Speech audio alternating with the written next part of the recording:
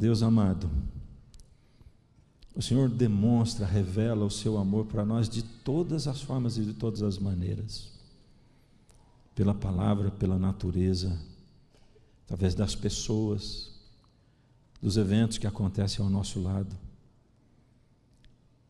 Ainda assim, Pai, a nossa mente, a nossa visão é tão obscurecida. Precisamos do Seu Espírito dentro de nós para abrir a nossa visão, nossa audição, nossos sentidos. Hoje pela manhã, Pai, nós estamos aqui reunidos em Teu nome. Pedimos, Senhor, que Tu estejas em nosso coração, em nossa mente e nesse lugar nos unindo em nome de Jesus. Amém. Convido você para abrir a Bíblia em Lucas, capítulo 9.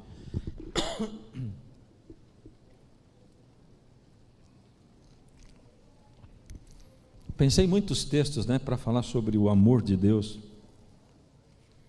Quem sabe João 3,16, onde diz que Deus amou o mundo, e aí diz que tendo Ele amado, o que Ele fez logo em seguida? Quem sabe aquele que não ama não conhece a Deus, porque Deus é amor. Esse texto para mim é muito revelador, porque a declaração de que Deus é amor já demonstra que Deus é mais de uma pessoa, porque o amor só é amor de verdade quando ele tem com quem ser compartilhado. E se Deus não fosse três pessoas desde o princípio, não teria com quem compartilhar o amor. Por isso, Deus é amor revela que Ele é mais de uma pessoa. Mas eu deparei com esse texto de Lucas, capítulo 9, e escolhi esse texto para a gente poder meditar nessa manhã a respeito do amor de Deus. Verso 23 em diante diz assim: Jesus dizia a todos: se alguém quer vir após mim, e aqui eu vou fazer uma pausa. Jesus está dando uma receita ou uma fórmula para quem quer segui-lo, servi-lo, para quem quer ser discípulo dele. Ou seja, a gente costuma olhar para a Bíblia e dizer assim: puxa, Jesus teve 12 discípulos e ele chamou o jovem rico, dizendo: me segue. E o jovem rico não aceitou, e a gente lamenta e diz: puxa vida, foi chamado pelo próprio Jesus para ser seu discípulo, mas não aceitou. Agora, depois que Jesus vem, ele chama a todos para serem seus discípulos, e ele diz como? Ele diz assim: se você quer vir após mim, porque o que ele disse para o jovem rico foi bem assim categórico: você vai e deixa os teus bens. Agora Jesus está dizendo: eu vou dar para você condições que são universais, serve para qualquer pessoa, em qualquer tempo, em qualquer lugar. Quer ser meu discípulo? Aqui estão as condições. Se alguém quer vir após mim, negue a si mesmo, dia a dia tome a sua cruz e siga-me. Pois quem quiser salvar a sua vida, a perderá. E quem perder a vida por minha causa, esse a salvará. De que adianta uma pessoa ganhar o mundo inteiro, se vier a perder-se ou causar dano a si mesma? Pois quem se envergonhar de mim, das minhas palavras, dele se envergonhará o Filho do Homem, quando vier na sua glória e na glória do Pai e dos santos anjos. Esse texto fala de perdas e ganhos, não é? Ganhar o mundo, perder a vida. Eu acho não, desde que eu me conheço por gente, eu nunca vivi um tempo onde a gente visse tantas perdas ao mesmo tempo. Na história do mundo houve, mas na minha história não, e provavelmente não na sua história. E ainda mais a gente que é ligado em igreja, não é? E a gente ouve tanta notícia, ouviu de tanta gente, como o Rony. Eu até agora estava dizendo para ele ali, como a gente orou muito por ele, muito, e por outras pessoas que você conhece. Alguns como ele se salvaram, outros não se salvaram. Um tempo de grandes perdas e de muitas perdas consecutivas. E Jesus está falando de ganhar e perder. E se tem um tempo onde a gente tem que entender o que é ganhar o mundo e perder a vida, ou ganhar a vida e perder o mundo, esse é o tempo.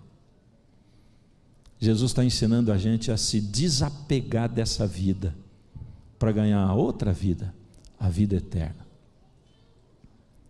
E Jesus dá essa receita. Eu costumo dizer que isso aqui é que nem uma receita de bolo, ou de alguma coisa que você vai na casa de alguém, você come, gosta muito, você diz assim, me dá a receita, e leva para casa, e aí você faz, e não sai nada parecido com aquilo que você comeu. Receita fácil de decorar, mas não tão fácil de fazer. Essa é a receitinha de Jesus, receitinha de bolo. Quer ser meu discípulo? Estou te chamando para ser meu discípulo, a você, exatamente você, diretamente você. Mas se você quer ser meu discípulo, então tem 3 coisinhas básicas. Receita de bolo, fácil de decorar, difícil de fazer. Primeira delas, negue a si mesmo. Já começou muito difícil, não é? O nível já começou lá em cima, porque negar a si mesmo não é nada fácil, ou coisa difícil. Nós temos 2 grandes inimigos da nossa alma. Um é Lúcifer, o inimigo das almas, o inimigo de Deus. E o outro, quem é? Exatamente, nós mesmos, ou o eu. O eu é o nosso inimigo na mesma proporção que o inimigo das almas. E na maioria das vezes, o inimigo das almas, ele usa o eu contra mim mesmo o tempo todo. O eu é tão forte que ele nasce arraigado na gente. É a questão da mudança de natureza, do fato de Deus ter criado todo mundo perfeito e não centrado em si mesmo, mas depois do pecado a mudança de natureza, né? A natureza perfeita pela natureza carnal, humana. E ele nasce tão arraigado na gente, se você pegar 2 bebezinhos de 1 ano, colocar os 2 sentadinhos de frente um para o outro, e um brinquedinho só no meio, você já vai ver o eu ali aflorando. Se os 2 conseguirem pegar o brinquedinho ao mesmo tempo, você vai ver uma guerra, porque os 2 vão usar toda a sua força, provavelmente vão ficar vermelhinhos, e quando o brinquedo sair na mão de um, os 2 vão chorar. Aí está o eu, arraigado assim na natureza humana, dentro da alma da gente, aflorando em todos os momentos da vida da gente, quando a gente quer e quando a gente não quer. Mas Deus, Ele usa nesse mundo de pecado, onde a natureza humana é deturpada, Ele usa alguns dispositivos que nos ajudam a colocar o eu no lugar dele. Porque o eu é tão complicado que ele não pode estar muito acima, mas ele também não pode estar muito abaixo. Essa coisa da autoestima, o quanto eu me considero, o quanto eu gosto de mim. Tanto que Deus, isso tem um nível, tanto que Deus estabeleceu o nível, ele diz assim: ama ao teu próximo como a ti mesmo. Tem que estar no mesmo nível.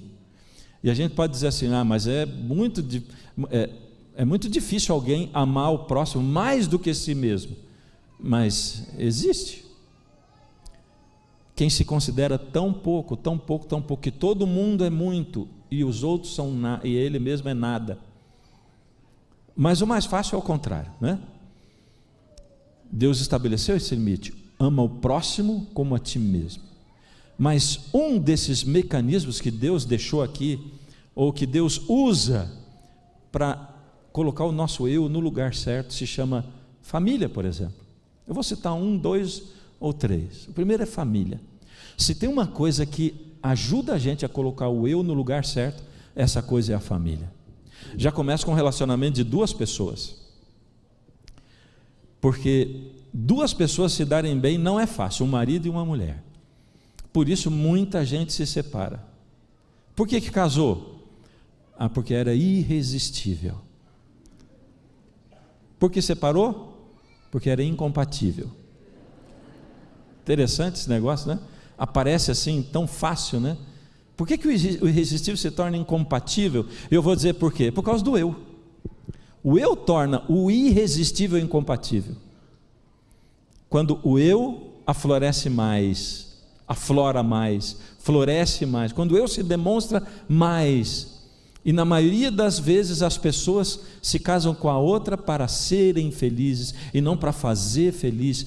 O eu aparece muito mais que o nós. E o que a gente ouve quando as pessoas dizem assim: o amor acabou. Não foi o amor acabou, foi assim: eu descobri que tinha um limite para o quanto o outro podia me fazer feliz, e o meu limite para fazê-lo feliz era pior ainda. Então eu resolvi desistir, porque eu não queria abrir mão de mais coisas por causa dele, e nem ele por minha causa, e pronto. E aí entra de novo aquela complicação, porque eu não posso abrir mão de quem eu sou tanto a ponto de abrir mão da minha personalidade, de quem eu sou, por causa do outro, para ser o outro. Eu não vou ser o outro. Cada um é um indivíduo e deve ser respeitado assim. E é por isso que Deus colocou esse equilíbrio difícil, mas diz assim: quer aprender? Vou te dar. Família, casal, começa aí, tentando amar. O meu amor em você tem que se manifestar através do seu amor ao próximo. E aí vem Deus, não é? Com esse incrível. Como é que Deus pega tudo que existe no universo, todas as leis de relacionamento, e Ele consegue colocar tudo isso, que é a expressão do caráter dele, pois Ele é amor, tudo isso em 10 mandamentos. Por isso que os 10 mandamentos são chamados de a lei do amor. Manifesta quem é Deus. 4, amor a Deus, e 6, amor ao próximo. Aí vem Jesus e consegue ainda fazer uma coisa mais concisa, e ele consegue resumir esses 10 mandamentos, o que já era um resumo tremendo do amor inteiro de Deus e do universo. Ele resume em 2 mandamentos. Ele diz: ama a Deus sobre todas as coisas, e ao próximo como a ti mesmo. E aí você vai ter conseguido cumprir toda a lei. E esse negócio do amar ao próximo como a ti mesmo começa no relacionamento marido e mulher. Sabe, aí, a partir daí começa essa coisa chamada família. Família. E sabe, não tem coisa mais, de todas as missões que existem no mundo, você pode pensar em fazer uma missão para o Afeganistão hoje, ela não é mais difícil do que a missão chamada família. Ela é a mais radical, ela é a mais difícil, ela é a mais complicada, ela é a mais desumana, entre aspas falando, não é?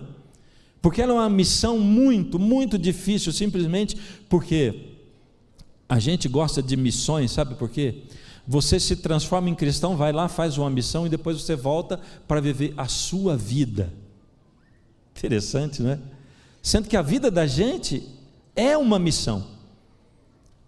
Por isso que é muito fácil a gente fazer missão. Vamos fazer uma missão na África? Vamos. A gente faz, dedica 15 dias. Dediquei 15 dias das minhas férias. Foi um negócio fantástico. E é bom mesmo, gente. Eu não estou desfazendo não, tá? É muito legal. Na África, na Amazônia, na Índia, aonde for. É muito legal. Mas é muito legal para poder dar um sabor na missão que você tem no dia a dia, no todo dia. A missão primeira com a família. E sabe que esse tipo de missão fora, ele só existe, e a nossa missão, ela só existe porque a gente fracassa na missão da família. Porque se a gente fosse vitorioso na missão da família, outras missões jamais existiriam, e o mundo todo conheceria a mensagem. Fato é que a gente não batiza todos os nossos filhos, e mesmo os que a gente batiza, muitos não permanecem, e depende deles. Que coisa triste é essa? E eu fico pensando, por que a gente não nasce nesse mundo de outro jeito, não é? É porque Deus escolheu que a gente nasça nesse mundo dentro de uma família, simplesmente assim. Poderia nascer de um outro jeito? Sim ou não? Lógico, é lógico. Tem um monte de tipo de reprodução aí. Por exemplo, se você quiser um pé de cebolinha, você vai numa loja, compra um pacotinho assim, que está escrito ali, cebolinha, vai, planta e depois rega, e você vai colher o quê? Cebolinha.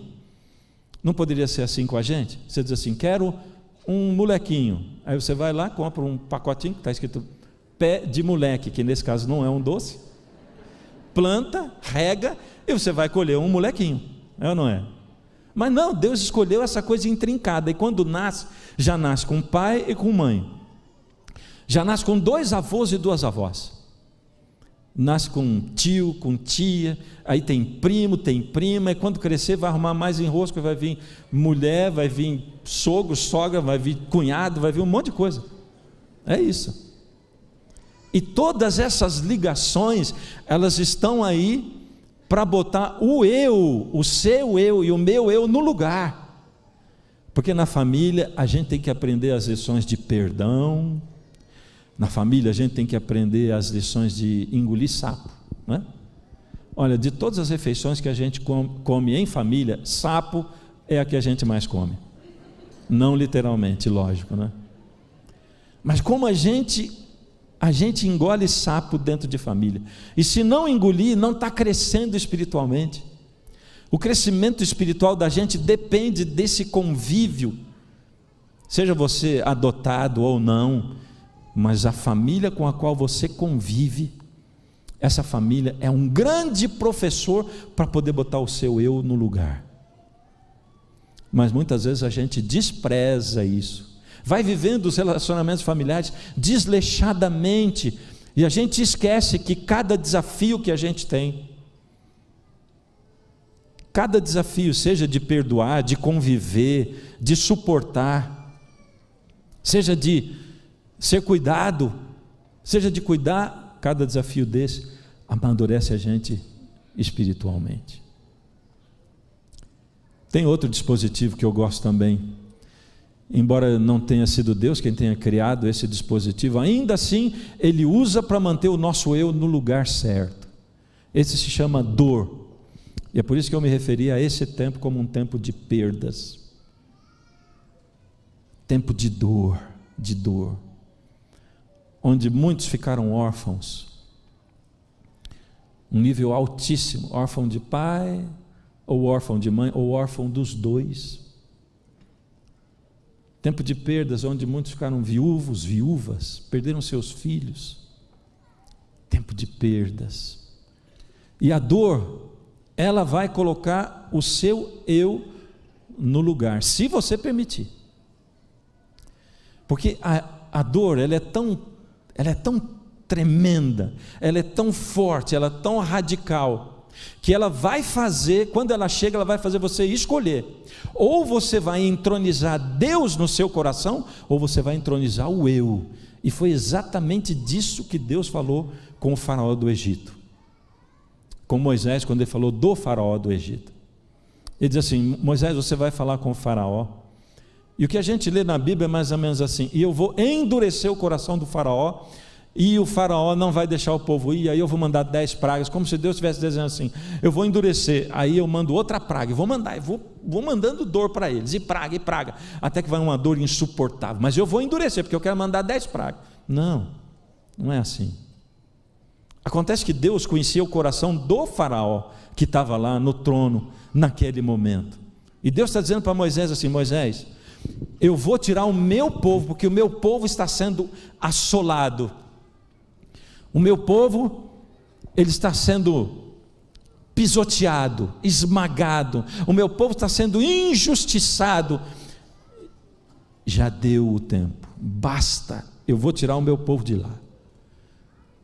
Porém eu conheço o faraó que está lá, e eu sei que ele só vai abrir mão com a dor, mas não vai adiantar pouca dor, Moisés, porque ele, diante da dor, ele vai endurecer o coração, ele vai entronizar o eu, a cada vez que ele sofrer a dor.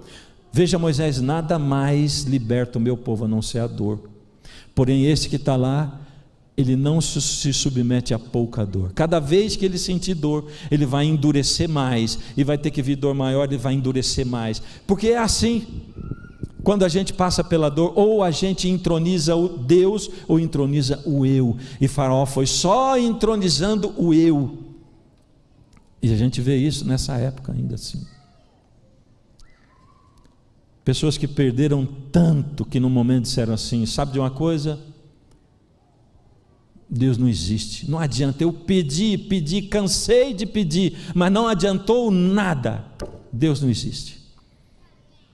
E aí o eu é entronizado, e Deus sai do trono. A dor é radical, ela exige uma decisão. E lembra do que nós estamos falando? Nós estamos falando da primeira parte da receita de Jesus.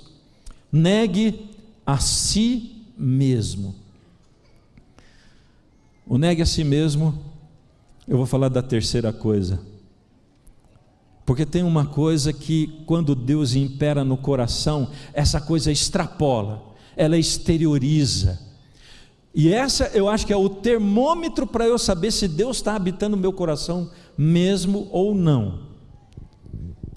Abre aqui a tua Bíblia em Salmo 41, verso 1 e 2, diz assim: bem-aventurado é aquele, você está achando ainda, né? Estou ouvindo umas páginas, coisa rara hoje em dia, né? Mas você está achando no celular, não é pecado não, viu? Pode achar. Salmo 41, verso 1 em diante: bem-aventurado é aquele que ajuda os necessitados, o Senhor o livra no dia mau, o Senhor o protege, preserva-lhe a vida e o faz feliz na terra, não entrega à vontade dos seus inimigos. Deus está falando de uma bênção para aqueles que ajudam os necessitados. E a gente vai ler na Bíblia lá em Lucas, nos evangelhos, Jesus dedicando o ministério dele para cuidar dos necessitados, dos pobres, dos aflitos, dos rejeitados. E é incrível como nós cristãos, como nós deturpamos o evangelho na nossa vida, não é? Como que a gente não entende direito essa coisa do evangelho? E como esse evangelho não se manifesta de forma prática na nossa vida. Se você olhar o ministério de Jesus, ele dedicou boa parte, a maior parte curando, se misturando com as pessoas, conhecendo as necessidades delas, ministrando as necessidades delas, uma outra parte ensinando e uma outra parte pregando, mas a maior parte era no meio do povo, no meio das pessoas.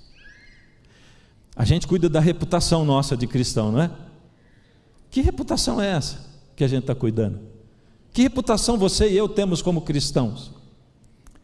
Nós temos uma reputação boa para dentro da igreja, nós mesmos temos uma reputação boa de nós mesmos, mas qual é a reputação que o mundo tem de nós? Qual a reputação que o mundo tem de nós? Na igreja de Atos, o mundo olhava para a igreja e dizia assim: uau, eles cuidam dos pobres deles e cuidam dos nossos também. É assim o cristianismo hoje? Nós cuidamos dos nossos pobres e dos pobres dos outros também, ou dos pobres que estão na igreja e dos pobres que não estão na igreja também? É assim que a gente vive o cristianismo? A gente vive um cristianismo voltado para a humanidade, para nos misturar com aqueles. Olha como é que era a reputação de Jesus. A reputação de Jesus era completamente inversa à nossa reputação hoje, porque a reputação de Jesus era ruim para os de dentro da igreja, mas ela era terrível, mas ela era maravilhosa para os de fora. A reputação de Jesus era daquele que se misturava com aquele que não podia se misturar, com o pobre, com o necessitado, com o ladrão, com a prostituta, com todos eles. Por isso a igreja não gostava da reputação de Jesus. A reputação de Jesus para a igreja era terrível, inversa à nossa. E se é assim, alguma coisa está errada na minha reputação, porque isso fala diretamente a respeito de amor, o amor de Deus que, passando através dos canais da humanidade, vai se manifestar às pessoas. Porque se eu pegar o amor de Deus que passa através dos canais da minha humanidade e segurar para mim, aí fica assim, a minha reputação para dentro fica muito boa, porque aí as pessoas vão prestar muita atenção dentro naquilo que eu falo e não naquilo que eu sou. Porque é difícil saber quem é o Fernando Iglesias, é ou não é? Quem é o Fernando Iglesias? Falou Fernando Iglesias, você vai pensar em mim no púlpito, é ou não é? No púlpito, na TV, cantando, nossa, o pastor Fernando Iglesias, que benção. Mas você não sabe quem eu sou na minha casa. Quem sabe é minha mulher, meus filhos. Eles sabem. Porque lá em casa eu não sou o Fernando Iglesias, lá eu sou o amor. Às vezes eu sou o amor. Muda, não muda? É a mesma palavra, mas muda, não é? Outra é amor. Muda. Eu sou o papai e atualmente eu sou o vovô Fefê. Sou eu. É assim que me chama o Joãozinho, que é o nosso, por enquanto, único netinho. Vovô Fefê e vovó Cecel. Ih, eu falei vovó Cecel, desculpa, amor. Só é vovó Cecel para ele, para todos os outros é tia, tá bom? Gente, a minha fala não tem assim o intuito de criticar ninguém. Ela é uma autocrítica. Sabe por quê, queridos? Jesus está para voltar. Não tem como negar. E o Espírito, Ele está agindo mais do que nunca. Mais do que nunca. E eu sei que o Espírito está incomodando você, para você ser bênção para os outros. E o método de Jesus para o evangelismo era esse, de se misturar. Se misturar com aquele que não dava para ser misturado, sabe? Então, aí Jesus diz a segunda coisa: tome sobre si diariamente a sua cruz. Olha, eu demorei muito para entender isso aqui, viu? E talvez eu estou até pensando aqui que dizer que eu entendi, talvez seja até não sei. Eu acho que eu entendi. Tome a sua cruz. Já ouvi muita gente falar sobre tome sua cruz. Eu tenho até uma música, toma a tua cruz e segue a Cristo. Mas o que é tomar a sua cruz? A gente usa umas palavras, até termos bíblicos, né, que não esclarecem muito para as pessoas, né? Eu preguei uma vez um sermão numa igreja minha, e tinha um visitante, e eu tinha pregado assim, era um texto de Paulo, lá em 2 aos Coríntios, capítulo 4, do verso 18, diz: porque segredo para ser feliz, olhar para coisas que você não vê, porque o que você vê dura pouco, mas o que você não vê é eterno. Segredo para ser feliz, olhar para o que você não vê. Na saída, o Senhor visitando diz assim: pastor, o senhor não disse qual é o segredo de Paulo para ser feliz. Eu disse. Não, o senhor não disse. Eu disse. Então qual é? Eu digo, olhar para as coisas que a gente não vê. Ele diz, isso o senhor disse. Mas esse é o segredo de Paulo. Mas o senhor não disse como é que a gente olha para as coisas que a gente não vê. Eu não sei. Interessante, né? Como é que a gente... E eu podia complicar ele mais ainda citando uma outra expressão que a gente usa. Sabe o que eu podia dizer para ele? Utilize os olhos da fé. Eu também não ia saber onde está. Tome sobre si a sua cruz diariamente. Eu pedi para o pessoal passar um videozinho. Dá uma olhadinha nesse vídeo aí.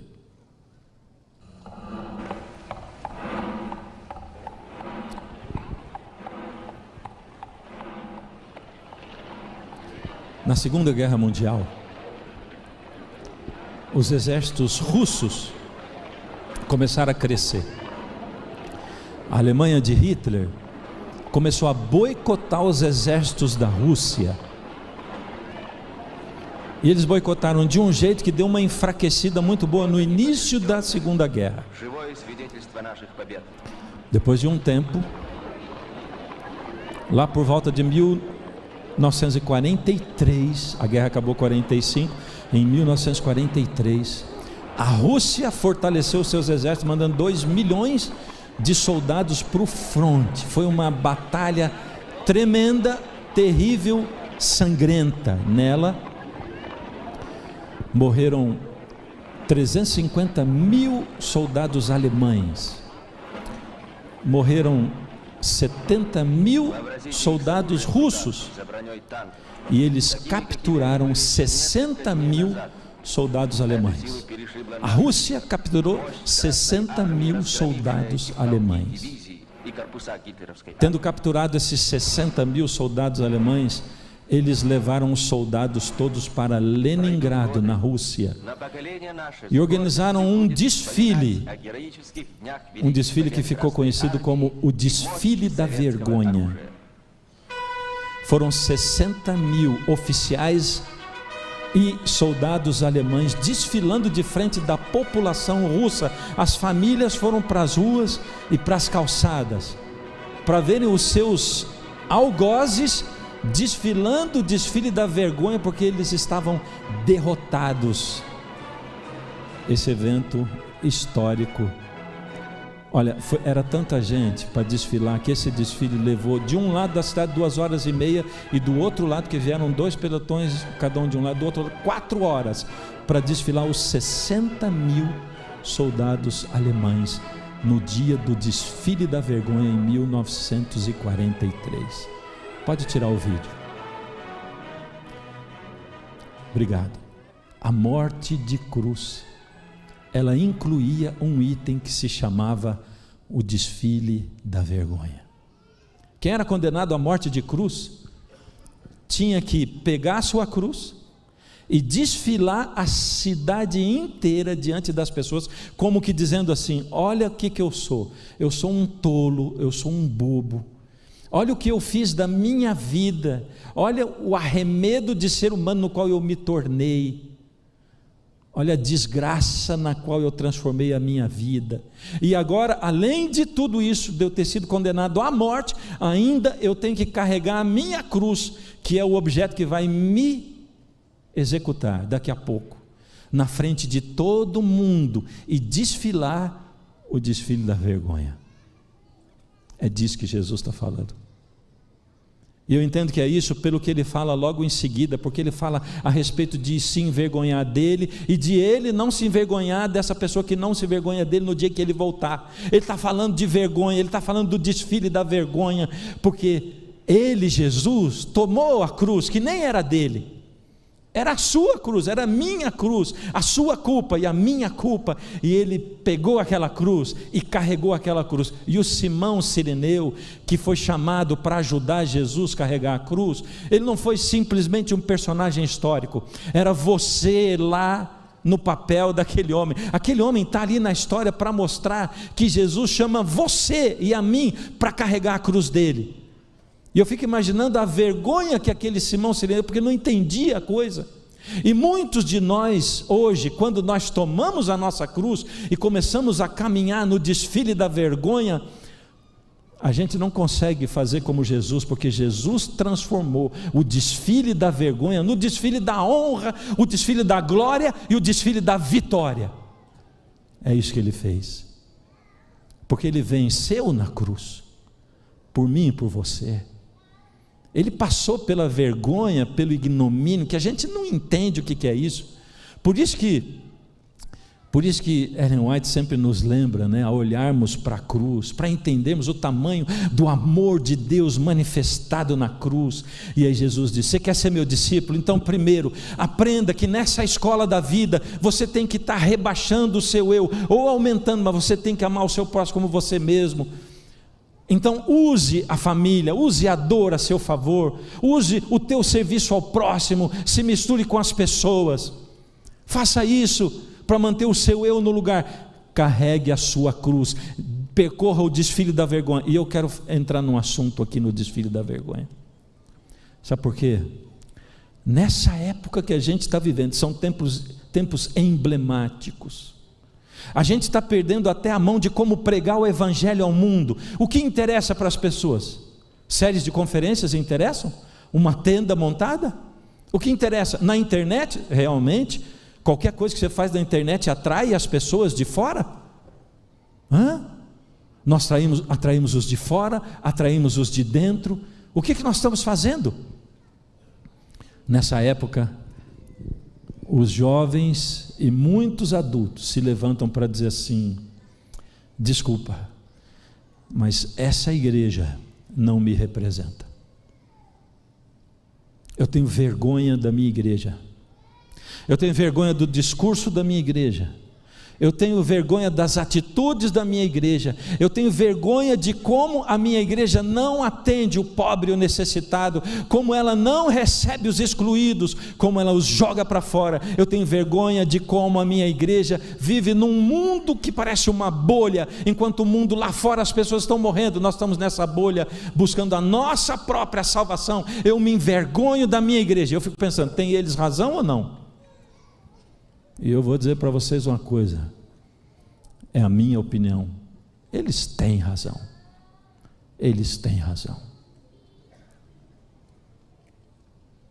ou não? Tem e não tem? Só tem?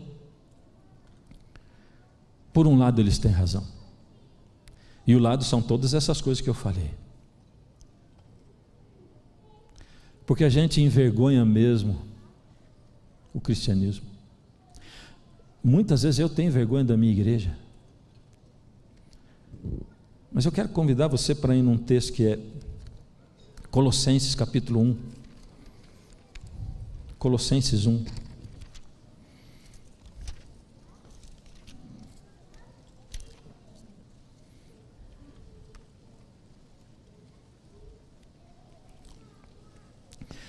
Esse texto, ele descreve Jesus, e para mim, ele é o texto mais maravilhoso na descrição da pessoa de Jesus.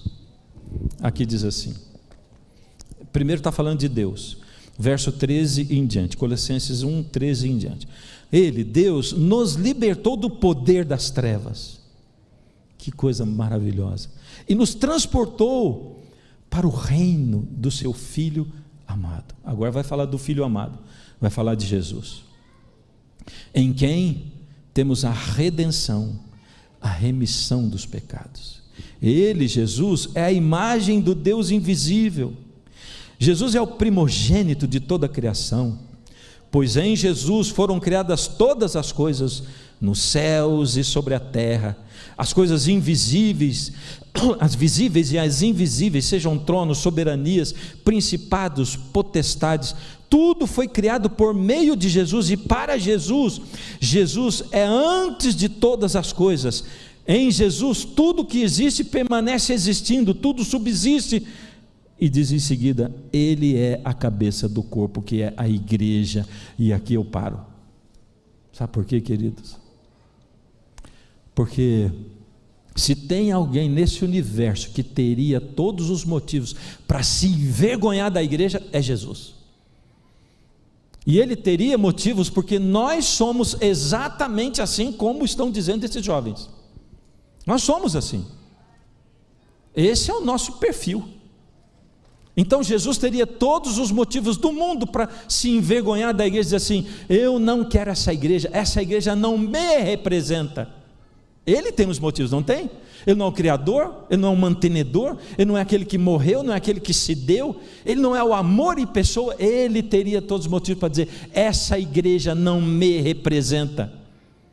Ao invés disso, esse texto diz que ele diz o seguinte: embora essa igreja não me represente e eu seja tudo isso que eu sou, ainda assim eu sou a cabeça dessa igreja. Em que sentido? No sentido de que ele não se envergonha de você e de mim, apesar de quem nós somos, de que ele tem paciência conosco, e se você se acha um engolidor de sapos, Jesus é o maior engolidor de todos, porque ele engoliu muito por sua causa e por minha causa. Isso nos livra dos nossos pecados, dos nossos problemas? Não.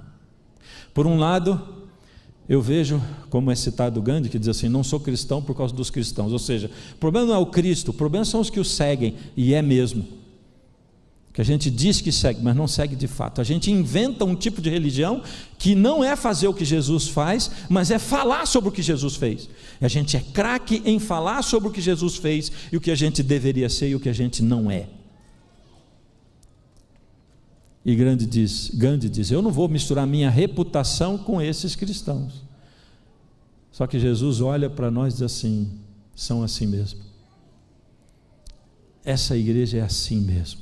Tanto que Paulo, quando descreve o corpo de Cristo, ele descreve um corpo que briga, né? Inveja. Eu porque não sou mão, então não sou do corpo. Porque eu não sou olho, não sou do corpo. Não é? É assim que ele descreve. Ele está dizendo: gente, acorda, nós somos um corpo só. O corpo de Cristo. E Cristo está dizendo assim: embora vocês me envergonhem, embora vocês sejam mais discurso do que realidade, embora o amor esteja na boca de vocês, mas não no coração, e não nos atos e nas mãos e pés de vocês, ainda assim eu sou a cabeça dessa igreja. É porque ele está tentando direcionar, gente. A cabeça tenta direcionar, não em um corpo que não obedece à cabeça, né? embora Ele seja a nossa cabeça, nós ainda assim o estamos desonrando. Ainda assim o estamos envergonhando. Mas ainda assim você não tem o direito de sair dessa igreja porque você acha que a igreja te envergonha. Jesus está dizendo, faz o contrário. Não se envergonhe de mim. Porque quando você se envergonha da minha igreja, você se envergonha de mim mesmo. Faz o contrário, pega a tua cruz.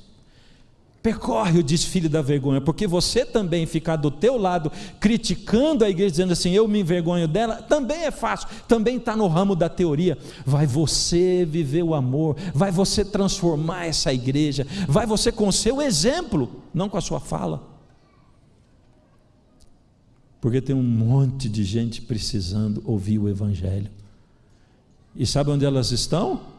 Será que a gente precisa trazê-las na igreja? Deus acabou de mostrar para a gente que se a gente depender de igreja, ficamos 2 anos sem igreja. E você sabe o que é o mais triste? É que a pregação do evangelho quase parou.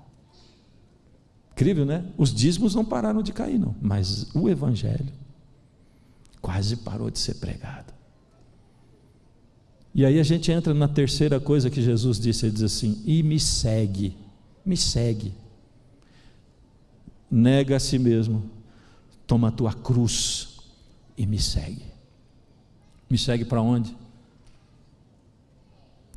Nas ruas onde você passa, se misturando com as pessoas, amando os rejeitados, abraçando os que o mundo acha que são nojentos, servindo e lavando o pé das prostitutas, dos homossexuais que são tão discutidos hoje em dia. Eu não estou falando de ideologia de gênero, acho que você entendeu, não é? Eu estou falando sobre o amor de Jesus, o amor de Jesus, o amor que transforma, porque esse amor transforma, e é por isso que ele deu essa receita. Segue-me. Se você olhar João 10, o segue-me é assim, Jesus diz assim, eu sou o bom pastor, ele conta uma parábola, eu sou o bom pastor, o porteiro, que é o Espírito Santo, abre a porta do aprisco e o pastor entra, esse é o pastor verdadeiro. Bom, dentro dessa parábola, ele é o bom pastor. O que é o aprisco? O que é o aprisco? A igreja é o lugar físico onde ficam as ovelhas guardadas. Esse prédio, esse aqui é um aprisco adventista 7º dia do NASP. Diz assim, as ovelhas ouvem a minha voz. Procura depois João 10 ou abre aí, você vai acompanhar direitinho. Estou falando quase que literalmente aquilo. As ovelhas ouvem a minha voz. Quem são as ovelhas? Todas que estão dentro do aprisco. Para entender isso, a gente tem que entender como é que acontecia naquela época. Havia muitos apriscos públicos. Os pastores iam levar os seus rebanhos para pastar, beber água, e quando chegava de tardinha, não dava tempo de voltar para casa, eles iam para apriscos públicos. Então vinha de um lado o pastor com 30, outro com 50, outro com 100 ovelhas, outro com 200, e todo mundo botava a ovelha no mesmo aprisco. Então ele diz assim, as ovelhas ouvem a minha voz, todas. Aí ele faz uma divisão, diz assim, as minhas ovelhas reconhecem a minha voz e me seguem, e eu as chamo, e ele diz, para fora. As ovelhas de Jesus seguem Jesus para fora de onde? Do aprisco. É isso que ele quis dizer para a gente com essa pandemia, quis ensinar, diz assim, vai ser cristão fora do aprisco. Estamos voltando para a igreja, maravilha, mas será que nós aprendemos a lição de que a gente precisa ser cristão fora do aprisco? Será que nós aprendemos? Ou nós estamos achando, graças a Deus, vou poder voltar a ser cristão agora porque tem um aprisco? Ele diz, as minhas ovelhas ouvem, reconhecem e me seguem para fora do aprisco. Eu as conduzo para fora, é Ele quem conduz para fora. O amor tem que ser vivido fora. Aqui dentro a gente se chama de irmão, e lá fora é difícil se controlar até no trânsito. Eu estou falando por mim mesmo. Como é duro. Olha, se tem uma coisa que eu oro para Deus para não pecar é no trânsito, quando as pessoas e outro dia, até falei na lição que a gente faz toda sexta da escola sabatina, e uma das meninas estavam comigo fazendo: pastor, mas o senhor, nunca imaginei, eu não tenho sangue de barata. Quando cortam você por todo lado de um motoqueiro e você fica ali assim, no meio da avenida, meu Deus do céu, que coisa terrível é isso. Mas aqui a gente é irmão e pastor, eu não é? E lá fora. Essa é a receita de Jesus, né? Fácil de decorar. Quem quiser vir após mim, renuncie a si mesmo, tome sobre si a sua cruz e me siga para fora. Ser cristão está do lado de fora, muito mais do que aqui dentro. Aqui dentro é só um posto de gasolina, a gente vem para abastecer o carro, e a missão está do lado de fora, está nas ruas, está na nossa casa, no nosso lar. A missão tem que estar dentro de mim, porque a missão estava dentro de Jesus, Ele o próprio e maior de todos os missionários. E aí Jesus diz, o fim do texto ele diz assim: porque o que adianta alguém correr o mundo inteiro e ele ganha o mundo inteiro, porque tem gente que ganha o mundo, mas ele perde a sua vida? O que adianta você ganhar discussões? O que adianta a gente usar a internet como um púlpito para ficar discutindo termos e conceitos e política? Que tempo difícil, irmãos. Cuidado, daqui até o ano que vem vai ter eleições, cuidado. Você deve ser da direita ou da esquerda? Você deve ser de cima. Está entendendo? Da direita ou da esquerda? De cima. De cima. Nós não temos um governo teocrático como tinha Israel. E eu não estou falando nem contra, nem a favor de partido nenhum. Eu só estou dizendo que o mundo entra menos da igreja pelas nossas roupas atualmente do que pela política. E ele divide a igreja. Divide. O amor de Cristo nos constrange a amar, a compreender, a tolerar qualquer um, seja ele de que partido for, e a trabalhar pelo próximo. E Jesus termina dizendo assim: pois quem se envergonhar de mim, das minhas palavras, dele se envergonhará o Filho do Homem, quando vier na sua glória e na glória do Pai e dos santos anjos. Não vamos nos envergonhar de Jesus, mas por favor, líderes de igreja, nós pastores, olha, se tem um assunto que me deixa desesperado na Bíblia, eu quero terminar falando disso.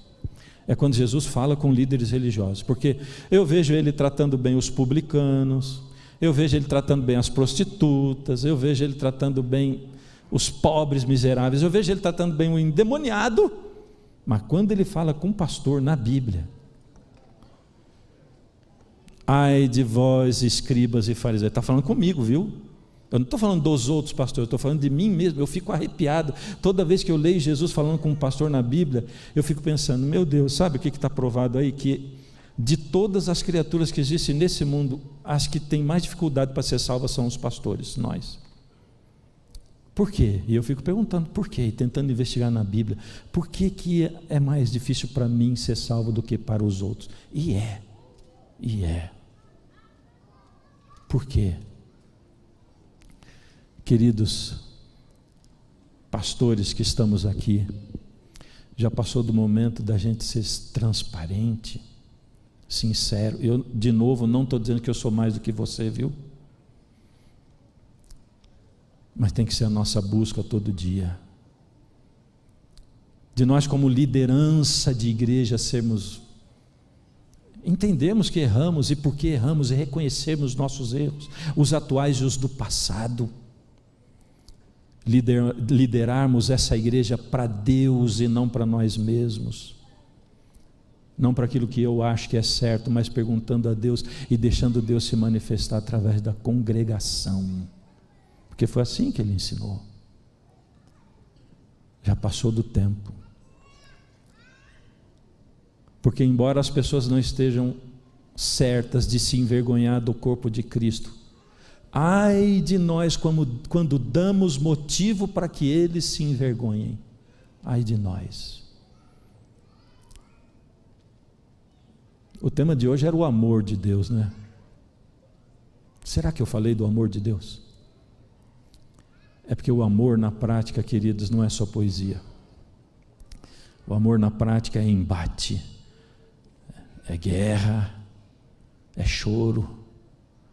O amor inclui lágrimas, o amor inclui derrotas, perdas, mas inclui ganhos, carinhos, afagos, serviços, inclui proteger e ser protegido, amar e ser amado. O amor de Deus só faz sentido nesse mundo quando ele, passando através dos canais humanos que sou eu mesmo, ele se transforma em amor na prática. Eu fico bobo de ver como tem tanta gente buscando o batismo do Espírito Santo. Que coisa linda, ali na sala 57. Eles têm lá um dos lemas, que é: você é a parte visível de Deus. É bonito isso, porque as pessoas só vão perceber Deus através de você e de mim. As pessoas vão ver Deus em você e em mim, e é assim que Deus vai se manifestar às pessoas, porque se nós somos o corpo de Cristo, nós as abençoamos, vamos até elas. E sabe qual é o pior de tudo isso? É que eu não me sinto preparado para isso. Eu olho para esse chamado de Jesus aqui e diz assim: quer ser meu discípulo? Negue a si mesmo. Eu? Tome todo dia a sua cruz, não se envergonhe de mim. Eu? E me segue por meio das ruas, para perto dos indigentes, dos pobres, dos rejeitados. Me segue. Eu? Porque eu não consigo lidar nem comigo mesmo, com os meus problemas, aflições. Então, nesse momento final, eu quero, se você se sente como eu, e se você precisa de um poder extraordinário e sobre-humano, como eu preciso todo dia, a cada momento, eu quero compartilhar com você as palavras que eu falo para Deus, talvez não desse mesmo jeito, mas em outras palavras, mas aquilo que eu digo para Deus todos os dias quando eu vou a Ele, e que está nessa última música que eu vou cantar. Pode colocar a música, por favor, e que eu vou chamar para você cantar comigo, tá? Principalmente porque depois que eu acabo de pregar, minha voz já não é a mesma para cantar. Mas nós não estamos aqui para cantar, estamos para louvar, é ou não é? Então nós vamos louvar. E se você precisa disso, desse poder extraordinário de Deus para chegar perto disso, ou para cumprir esse chamado, canta comigo então, e fala com Deus sinceramente.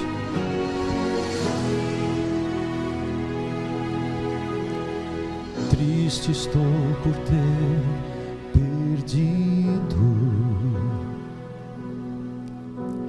a inocência pura que vivi,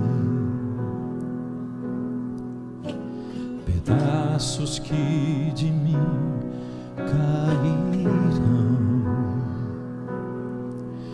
pareciam ter caído no vazio. Agora você canta. Mas Deus ouviu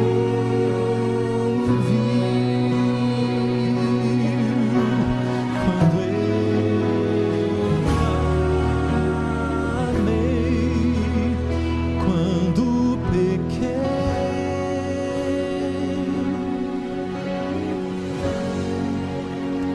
É feliz quem já chorou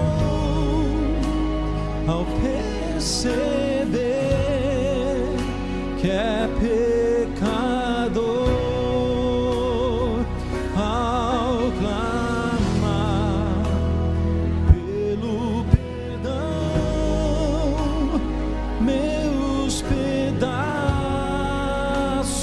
Deus juntou.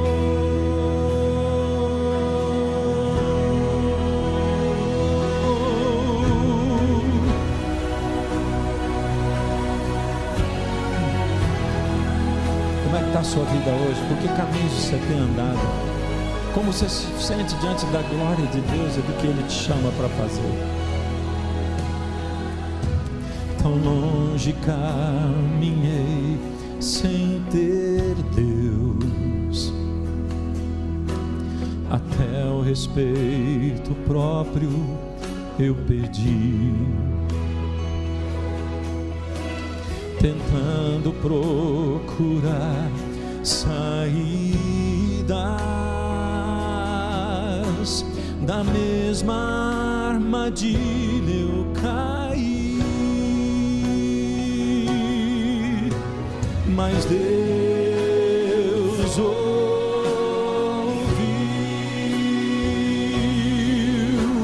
quando eu clamei,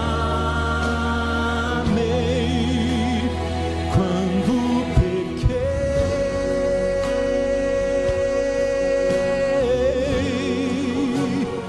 É feliz quem já chorou ao perceber que é pecador,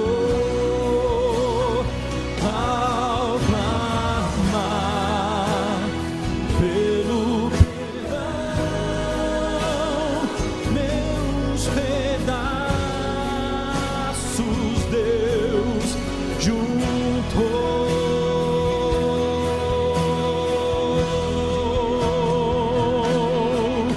E a fórmula de vida que resiste à tentação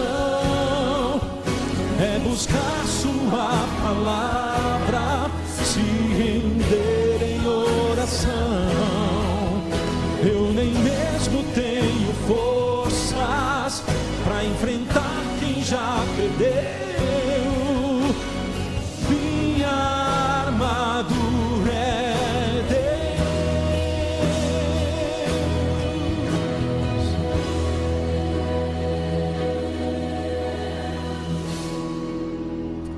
É feliz você e eu ao perceber que é pecador, ao clamar pelo perdão, meus pedaços Deus juntou.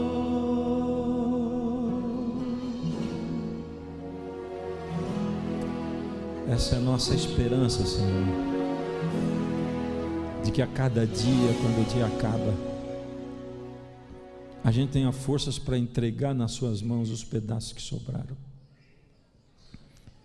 porque só o Senhor é capaz de juntar tudo de novo e ainda reconstruir para o outro dia um outro alguém melhor do que era antes ainda. Mesmo sendo pecadores, Pai, ouvimos aqui hoje o seu chamado, o chamado do Deus amor, para que nós sejamos amor de fato, aprendendo na escola da vida, assumindo diante do mundo quem nós somos nessa época em que o mundo está confuso, e Senhor, seguindo o Senhor para os caminhos onde o Senhor nos leva, para as pessoas com quem o Senhor nos coloca em contato, para compartilhar com o Senhor o resultado do que é um ser humano falho, que tem Deus que habita o seu coração. Toma, Senhor, a vida de cada um de nós, nos ajuda a entregar tudo e habita em nós com o seu Espírito, em nome de Jesus. Amém.